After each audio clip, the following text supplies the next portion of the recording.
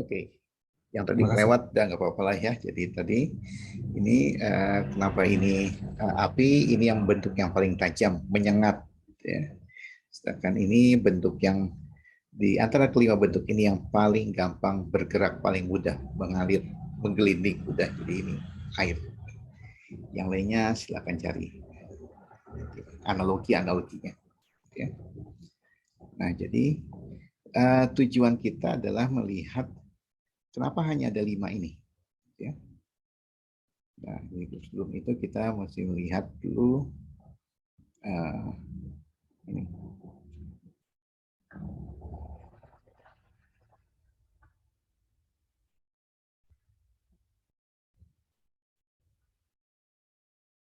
Oke, apa yang disebut polyhedron reguler, ya? Nah, polyhedron reguler itu adalah istilahnya polyhedron convex dengan semua mukanya berupa segika teratur ya, beraturan. Jadi segitiga sama kaki segitiga sama sisi persegi segelima gitu ya. Muka ini istilahnya, jadi kita mengenal 3 istilah di sini. Ada muka, face, gitu ya. Kemudian ada rusuk itu dari edge, ya nggak masalah kan ya kalau itu. Kemudian ada masalah vertex itu apa? Soalnya nerjemahkannya pojok, gitu. Bahasa Indonesia-nya agak susah ya, pojok. Jadi pojok, ruas, rusuk dan muka gitu ya. Muka itu yang agak jarang dipakai muka karena semua di dalam bahasa Indonesia pakai sisi. Tapi sisi itu hanya berlaku untuk bangun bidang ya. Kalau dalam yang lebih tinggi 2 dimensional itu edge.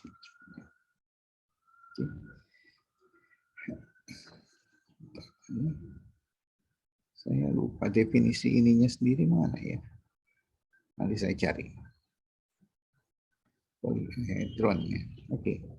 Nah, ada yang disebut notasi ini Shapley Index. Oke. Ini webinar. Oke, slide webinar itu saya berusaha ke sana juga tadi itu.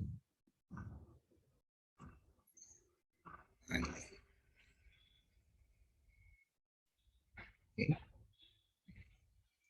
Jadi ini muka, ini pojok, ini rusuk. Oke.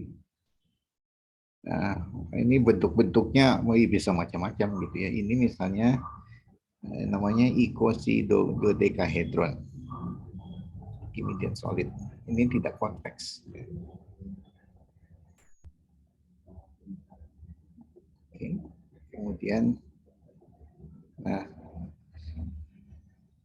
kemudian ini perkenalkan apa yang disebut sebagai Shapley Index, Shapley Index, gitu ya. Mau sih, kehalangan oleh. Oke, nah ini kita lihat setiap pojok dari polyhedron, gitu ya. Lihat di satu pojok, di sekelilingnya ada berapa poligon, gitu ya. Nah, kalau polyhedron reguler kan lalu ada poligon, n poligon. Setiap pojok dikelilingi oleh segi B, dalam hal ini segi 4, sebanyak Q buah. Ya. Nah, jadi kalau gitu kubus notasinya adalah 43 Shapley indeksnya. Kenapa 43? Karena setiap pojok di sini dikelilingi oleh 3 buah segi 4. Ya. Oke, kalau icosahedron itu lambangnya 35. Jadi setiap pojok di sini dikelilingi oleh 5 segitiga. Itu lambangnya. Nah, satu hal ya, tanda Kurawal ini dalam hal ini tidak diartikan sebagai himpunan. Hati-hati, ini bukan himpunan ini. Ini cuma lambang aja. Mungkin saya juga harus mengganti. Tapi dari sananya begitu, dari sejarahnya. Jadi jangan diartikan sebagai himpunan. Sebab kalau diartikan secara himpunan 43 sama dengan 34. Ya. Tapi 43 dengan 34 di sini sangat berbeda. Ya. 43 itu kubus, tapi kalau 34 artinya setiap pojok dikelilingi oleh 4 segitiga. Ya. Itu kita lihat nanti itu. Nah, lambang Shaftesbury ini mengidentifikasi polihedron secara tunggal. Jadi tidak ada yang polihedron punya notasi Shaftesbury yang sama.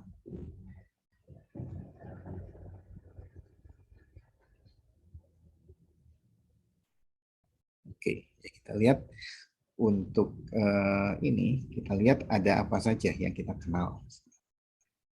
Oke, nah di sini ada tetrahedron, Shaftesbury indeksnya 33. Jadi setiap pojok dikelilingi oleh 3 segitiga. Nah, tadi yang ini kubusnya 43 ya. 43. Nah, kebetulan sini 34 ada. 34 ini heksahedron. Ya karena itu yang saya bilang tadi, ini jangan diartikan sebagai himpunan. Karena kalau secara himpunan 43, himpunan 43 sama dengan himpunan 34. Ya, tapi dari Shaftesbury index ini dua hal yang berbeda. Dodekahedron itu 53. Jadi setiap pojok ada 3 segi 5. Ini ada 5 segitiga. Ya, kalau ditukar, ini dua hal yang berbeda. Oke. Ada hal yang menarik dari sini? Apa yang diamati? Kalau diamati di sini kan, ini menghitung ini. Ada berapa banyak mukanya? Ini face F besar F. Ini V, ini E. Kalau tetrahedron gampang menghitungnya. Pada kesini ini agak susah. Oke, kalau tetrahedron kita lihat mukanya ada 4. Tetra itu 4. Dan 4 muka. Kemudian pojoknya 1, 2, 3, tambah satu yang bawah 4. Rusuknya 1, 2, 3, 4, 5, 6. Ini. Kubus juga masih gampang. 6 muka, depan, belakang, kiri, kanan, atas, bawah. Gitu ya. Pojoknya ada 2, 3, 4, 8, dan rusuknya ada 12. Masih gampang hitungnya. Oke, bisa diverifikasi yang lain ini. Ini mulai agak susah nih. Oke. Nah, tapi kita akan coba lihat ini dengan cara lain, gimana memvisualisasi. Menunjukkan bahwa, oh, memang mukanya betul ada 12. Menghitung muka mungkin masih agak gampang sih. Dia udah menghitung pojoknya, rusuknya gitu ya, ada sampai 30 gitu, lumayan. Jadi, kalau hanya membayangkan, gitu ya. Kecuali Anda membuatnya secara langsung, bisa punya model fisik, gitu ya. Dan itu yang saya sarankan, kita buat model fisiknya. Oke, jadi ini. Oke, ada yang diperhatikan, ada yang menarik tidak di sini? Dari tabel ini.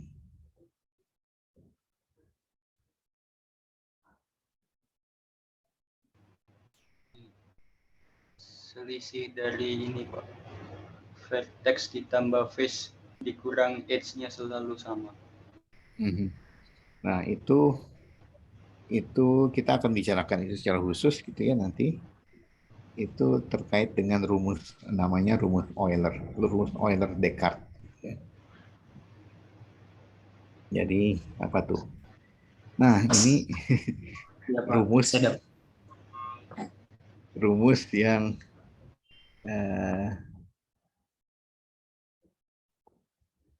rumus yang apa?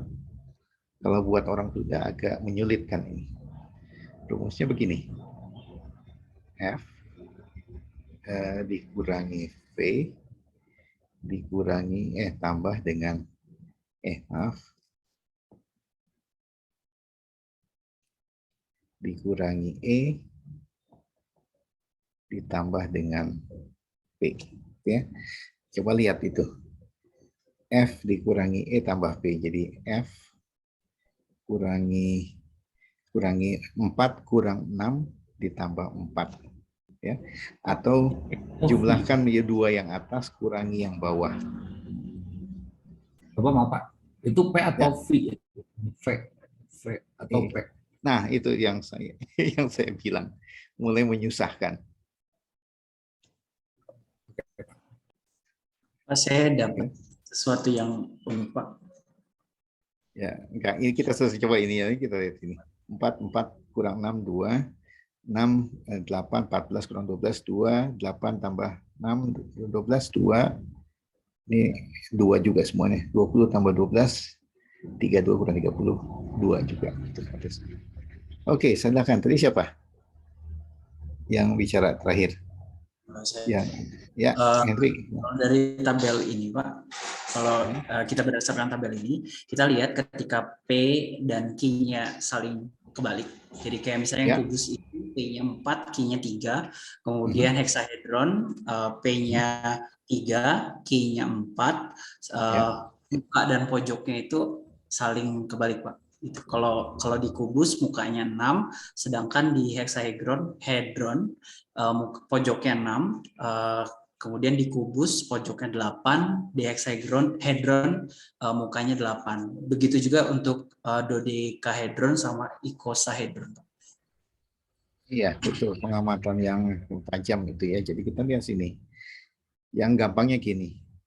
Kalau PQ-nya, ini PQ kan ya. PQ-nya ditukar jadi QP gitu ya. Ternyata masih platonic solid. Masih di situ juga ya. Ya, platonic solid kan hanya ada 5 ini. Jadi seperti kita melakukan operasi. Operasinya apa? Menukar lambang Shapley gitu ya. Dan pertukar operasi itu ternyata tertutup. Kalau itu dianggap sebagai operasi ya. Jadi bentuk itu tertutup. Nah, memang kita punya istilah untuk itu. Jadi kalau kita menukar, apa tadi yang kita tukar adalah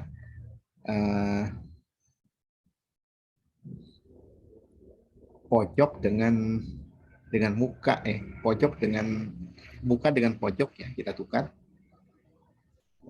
Pojok kita tukar dengan muka.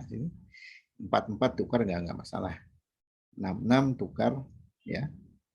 Ini jadi 86 ada di sini ya. Ini kita lihat tadi yang dimaksud dengan ditukar itu ya. Yang ini ditukar jadi yang ini ternyata ya. 12 20 kalau ditukar jadi 20 12 ada di sini ya. Jadi itu samanya dengan menukar Shapley index ini ya. Nah, kita punya khusus ini. Jadi namanya adalah dual dari polyhedra.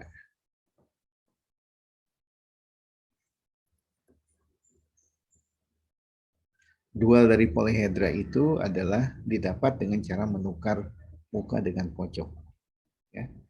Akibatnya yang gampang apa? Shapley indexnya bertukar. Ya. Jadi kita lihat di sini, kalau gitu dual dari tetrahedron adalah tetrahedron sendiri. Dual dari kubus adalah heksahedron dan kebalikannya juga gitu ya. Dual dari dodekahedron adalah ikosahedron. Jadi yang kita ingat ini mungkin jadi lebih sederhana karena kita hanya punya berapa macam? 3 macam gitu ya. Dengan dualnya. Oke, jadi itu studi tentang polyhedron reguler gitu. Oke, balik lagi rumus ini. Ini yang kita sebut rumus Euler.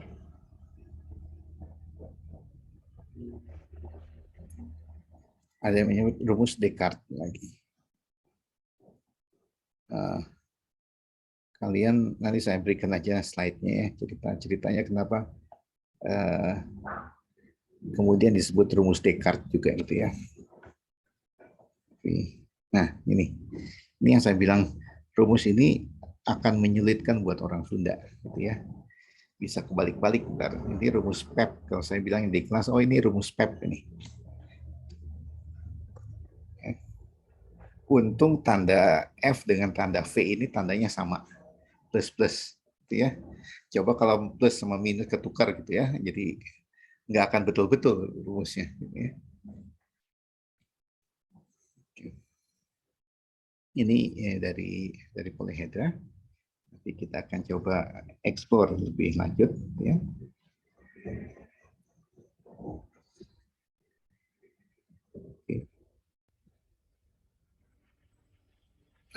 Penjelasan singkat. Kenapa hanya ada 5 polyhedron? Oke, kita tinjau seperti ini. Kita lihat polyhedron reguler PQ.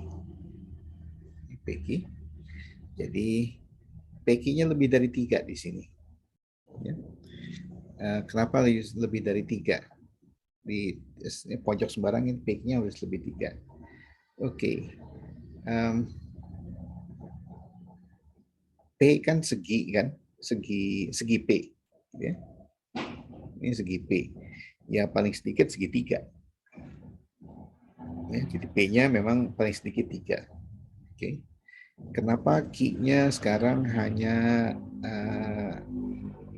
P-nya lebih dari 3? Tidak bisa 2. Kalau 1 sih pasti enggak ya. Kalau 2 kenapa 2? Ya, ada ruang yang kosong.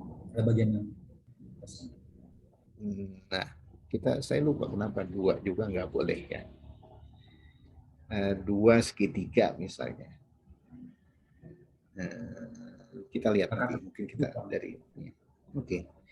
Nah, jadi sekarang ini misalnya 3 gitu ya. Nah, kalau begitu di satu pojok kan hanya ada 360 derajat ya.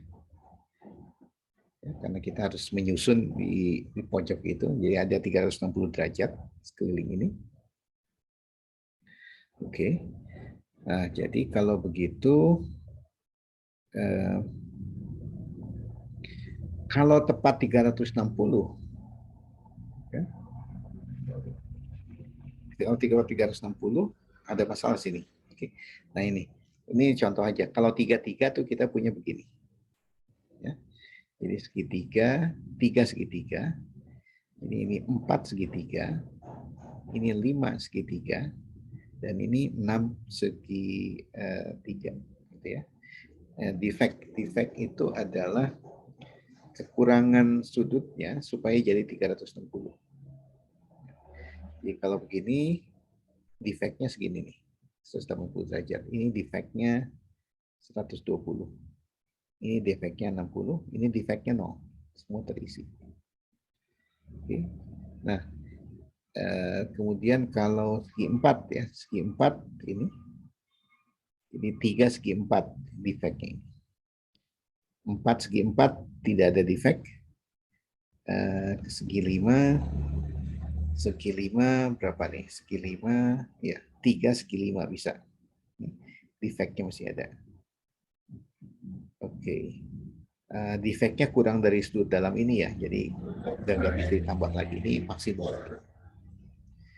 Segi 6.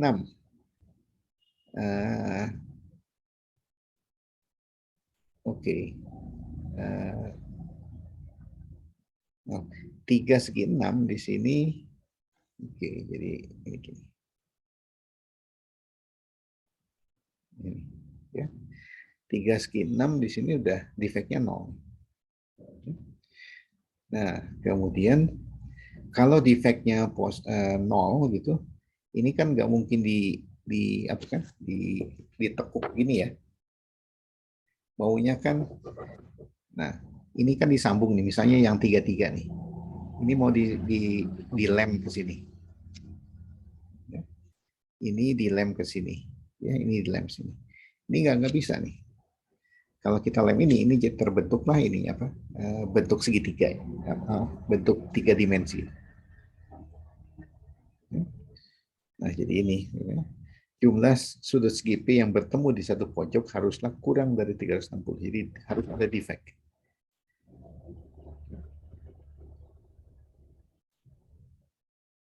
Oke. Nah, kalau begitu ini P-nya akan lebih dari 3 ya. Dan keseragaman, maka sudut dalamnya haruslah yang kurang dari 360, kurang dari 120 derajat. Oke. Nah, segi apa aja? Segi N apa aja yang sudut dalamnya kurang dari 360, dan kurang dari ini 120 ya. Ya. Ini yang kurang 120 ada segi 3, segi 4, 90, segi 5. Segi 5 berapa? 72 itu berapa ya? Lupa saya. Ada ingat? Segi 5 sudut dalamnya berapa? Kalau segi 6 itu 120. Ya. Ingat rumusnya. Mungkin di depan ada rumus. 108. 108 segi 5. Iya, Pak. 108. Nah, ini sudut dalam rumusnya 180 kurang 360 per P. Ya. Ini rumusnya. Oke. Nah, kalau segi 6, 7 berapa? 7 itu, wah udah enggak. Oke. Nah, jadi yang mungkin 345 di sini. Nah, oke, jadi sekarang PQ-nya lebih dari 3, lebih dari 5. Jadi kalau di sini kembali gambar ini yang mungkin hanya ada 1, 2, 3. Ini 1, 2, 3, 4, 5. Yang ini defect 0, defect 0, defect 0. Ya, hanya 5. Nah, segi 7 tidak mungkin. Segi 7 itu berapa? Coba lihat sudut dalamnya berapa segi 7. Kita kembali ke rumus ini. Segi 7 180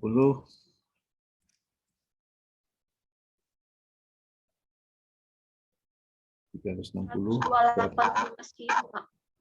128 ya. Iya, koma sekian. Oke, 2 masih bisa masuk ya. 129 lah, 129. 129 kalau 2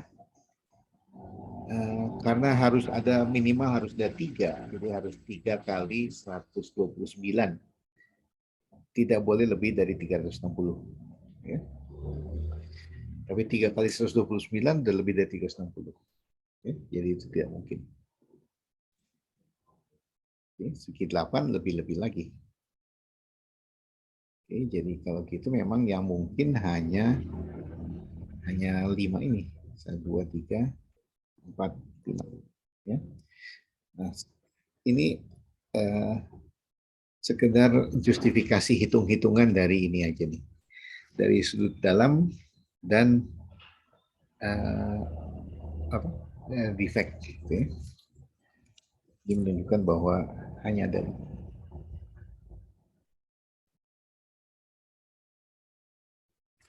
Oke. Untuk ceritanya polyhedron ini, kita bisa lihat yang lebih canggih buktinya, kita lihat itu.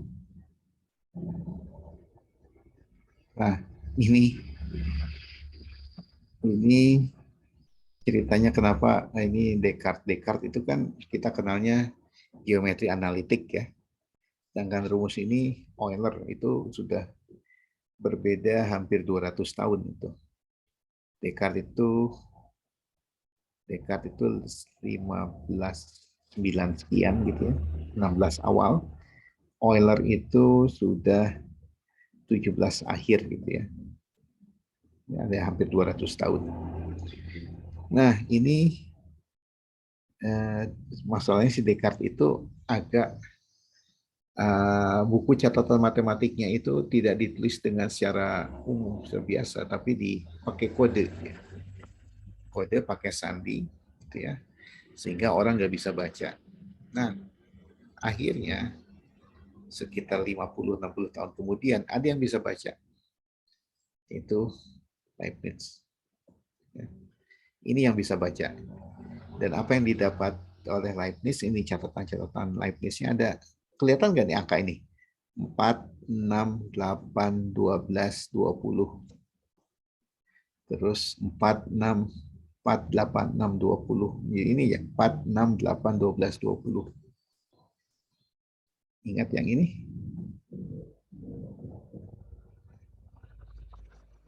Ingat? Jadi ini sudah ini 4, 6, 8, 12, 20. Ya. Yang berikutnya 4, 8, 6, 20. Berapa tuh? Ya. 4, 8, 6, 20, 12. Jadi dengan kata lain, apa yang ditemukan Leibniz dari buku Descartes itu? Ini rumus ini itu sudah ada sebetulnya dari zaman Descartes. Cuma karena Descartes nulisnya ini,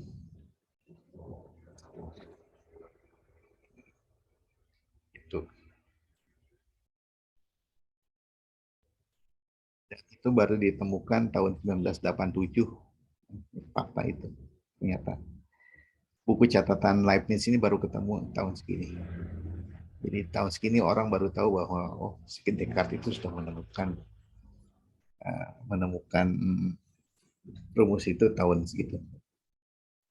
Tahun 16 sekian. Oke, nah ini dia menemukannya tahun segini. Oke, nah itu ceritanya banyak. Nanti saya berikan aja cerita ininya.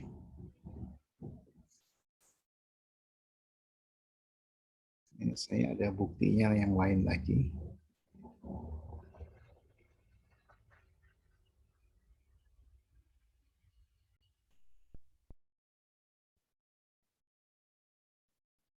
Nah, ini bukti yang lebih analitiknya. Ya. Tadi kan hanya dari intuisi dari gambar. Oke, ini buktinya. Nantinya polyhedron reguler juga pakai Shapley di Peki.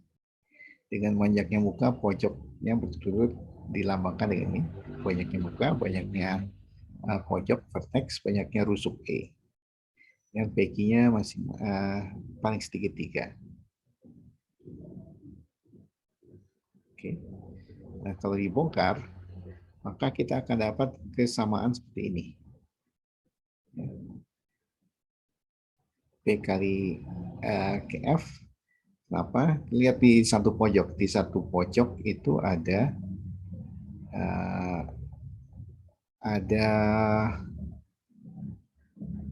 apa ya? Ini jadi ini banyaknya rusuk ini. Banyaknya face. Ini terdiri dari segi P. Jadi banyaknya face kali ini. Ini sama dengan 2 kali.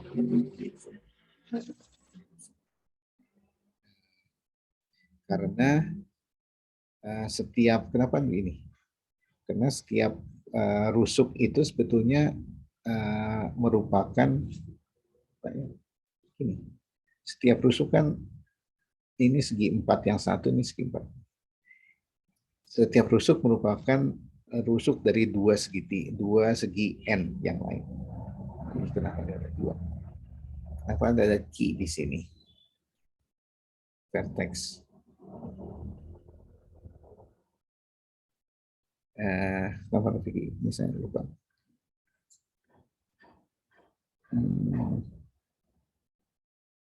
Justifikasi ini. Banyak ini. Oh, setiap pojok adalah pertemuan dari ini. Setiap rusuk adalah pertemuan dari ki buah ini, ki buah segi N, segi berapa lah, segi P. Ya, ini ada key-nya. Oke, kalau kita lihat lagi rumus ini. Nah, tinggal substitusikan ke rumus ini, rumus Euler ini, maka kita dapat ke identitas dan kebiasaan seperti ini. Ya, jadi 1 per P apa ke F ini ya dari sini semuanya 1 per P tambah 1 per Q ini lebih dari setengah. Ini kan kita lihat detail-detailnya. Kemudian kita buat daftar lengkap PQ yang memenuhi ini. 1 per P tambah 1 per Q lebih dari setengah. Dan PQ-nya lebih dari 3. Maka didapatlah ini. Oke. Dan ini bukti analitiknya.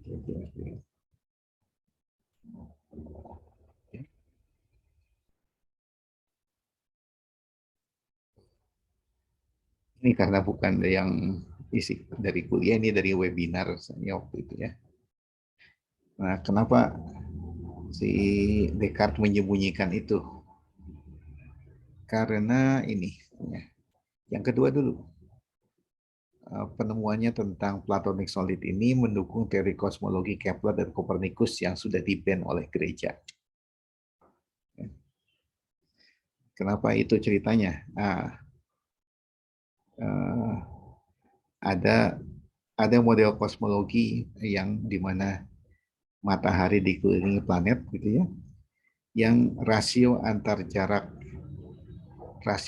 jarak planetnya itu ditentukan oleh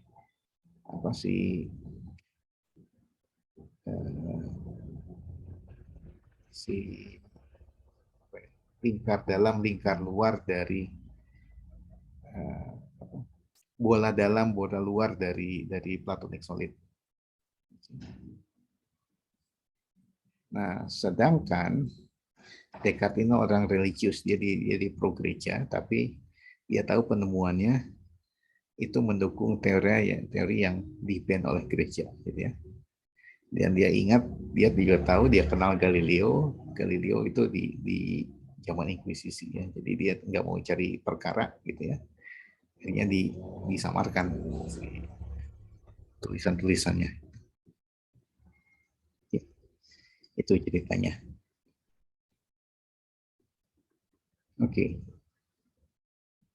Nah, ini sebetulnya satu topik tersendiri yang menyeluruh untuk menghitung ini rasio dari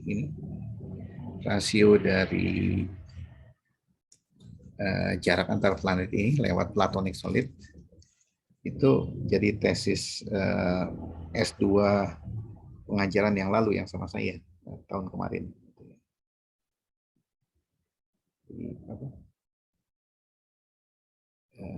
Pendekatan modern terhadap teori kosmologi Kepler. Oke, itu ceritanya. Nah, kita lanjutkan ke gimana sih?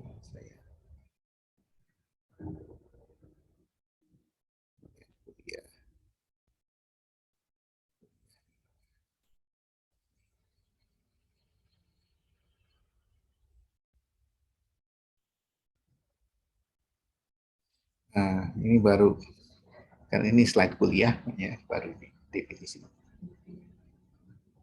Polyhedra reguler adalah objek kecil, di sini solid, jadi termasuk interiornya. Jadi bukan hanya si face-nya aja, jadi tempelan dari face-nya, tapi juga termasuk dalam di solid. Nah, konteks berhingga muka yang memenuhi ini. Muka objek dari poligon adalah poligon reguler, kongruen, semuanya sama. Dan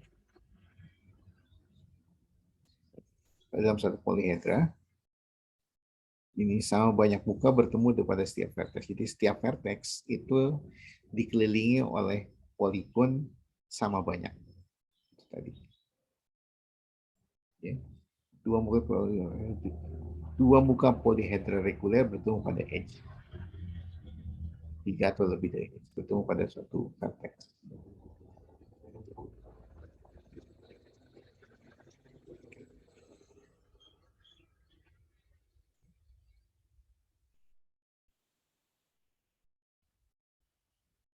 Oke, ini itu dalam rangka kita mau membuat ininya, rangkanya. Jadi ini yang saya akan minta Anda untuk mencoba di rumah. Ini kan udah ya, membuat segi end reguler. Ini saya lewat dulu.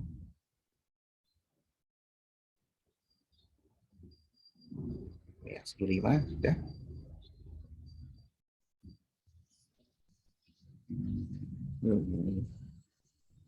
Ini sudah.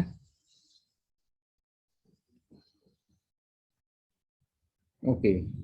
Saya akan minta Anda untuk mencoba membuat juring gitu. Juring atau jaring sih?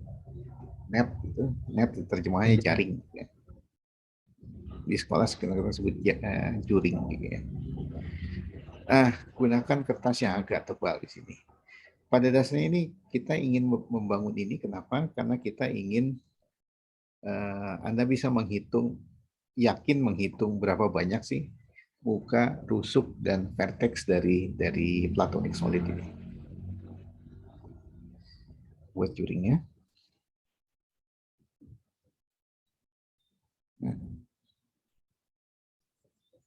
Nah, sebetulnya kalau tetahedron atau kubus mah gampang lah ya, udah biasa. Saya ingin Anda bisa lanjut ke sampai sini. Apa namanya? Dodekahedron dan ikosahedron.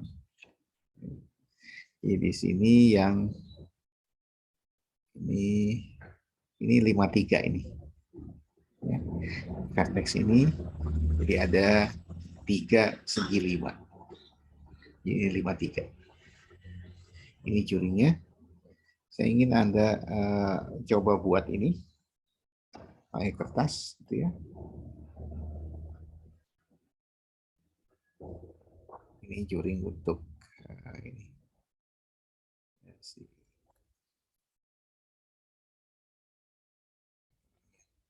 Ikosahedron. Ini dodekahedron, ini ikosahedron.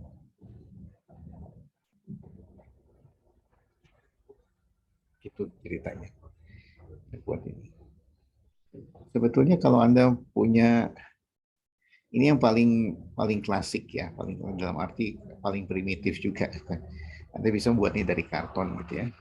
Kalau Anda mau lebih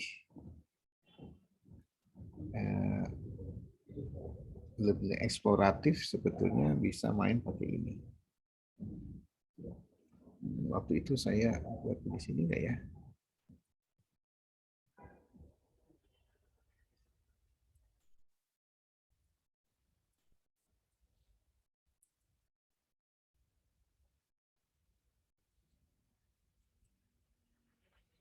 Di sini gambar-gambarnya enggak?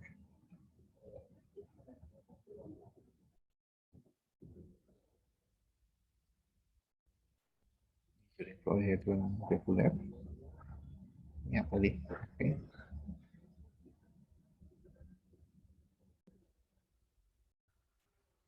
Saya enggak gambar-gambarnya. Enggak ada ya, saya lupa.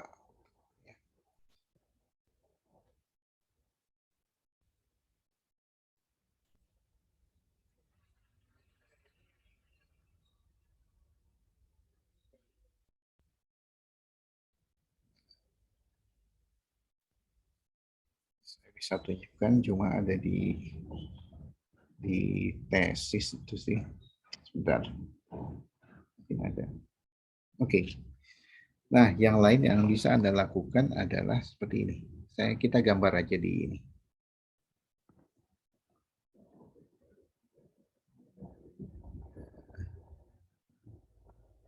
Saya gambarkan di ke mana notes, OneNote. Oke. Anda coba kerja dengan menggunakan saya waktu itu bikin pakai tusuk sate. Ya. Bisa tusuk sate, bisa pakai sedotan juga gitu ya. Kalau tusuk sate, terus buat potongan-potongan selang Ini bahannya ini.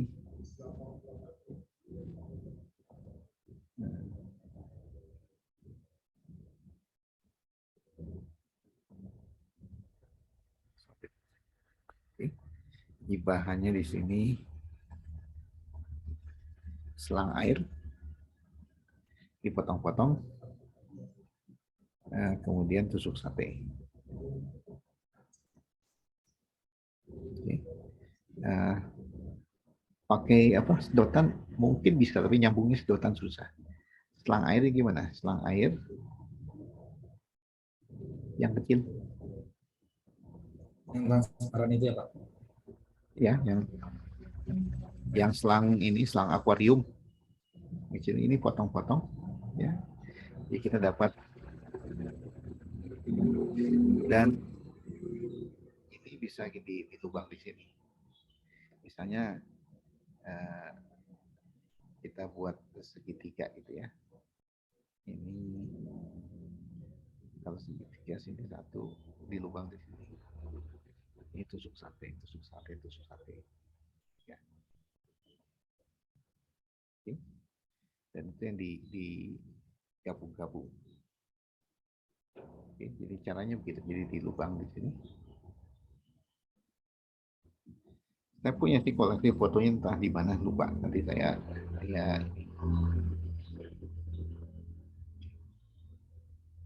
dan itu ya, kalian bisa ini kayak akses tesis mahasiswa S2 pengajaran yang lain kan, ya, secara elektronik gitu ya. Saya lupa gitu. Waktu itu si bimbingan saya Asbar bikinnya konstruksinya macam-macam. Yang primitif ya dari karton, ini yang sedikit lebih susah tapi lebih bagus kelihatan, menghitung rusuk dan verteknya gampang. Ada lagi dia juga buat pakai ini agak ngebodal sedikit, pakai ada yang mainan itu loh, mainan magnet.